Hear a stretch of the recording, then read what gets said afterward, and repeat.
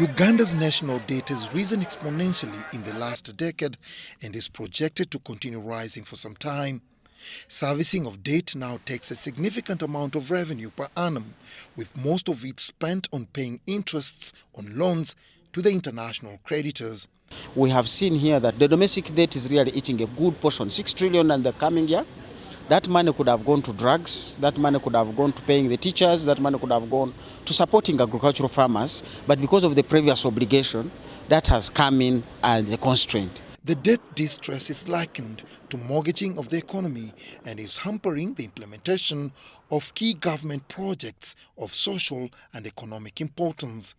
Whereas some government officials and technocrats claim that the debt level is still sustainable, debt servicing ratios point to elevated risks. We no longer have the liberty of postponing or of doing other little things. No, we need to concentrate on it. One, of course, is that we need to ensure that we borrow. We run away from commercial loans because those are they are very expensive.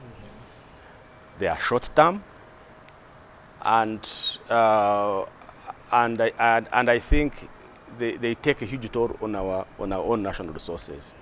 We need to go for non-commercial loans that give us a grace period of 40 years, of 10 years, and a payment period of 40 years, because that's when we can be able to return back.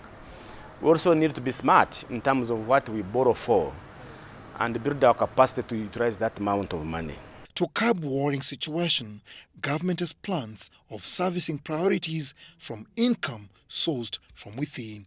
We seek for a candid view from Professor Fred Muhumuza, a seasoned economic expert. Now, we see government taking a decision to say, I will not borrow more. Now, that may be true or not true. It's a good intention, really, if you speak at it from the intention point of view. But the obligation that government already has, which cannot be undone.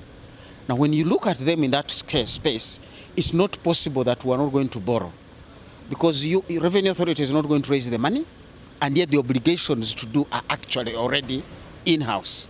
So it might take a time, maybe another 3-4 years or 5, to see this tempo go down, but it will also take serious decisions to restructure the government. According to a recent report, Uganda's public debt stock increased by 22% from 57 trillion shillings in the 2019-2020 financial year to 70 trillion shillings by the end of 2020-2021 financial year.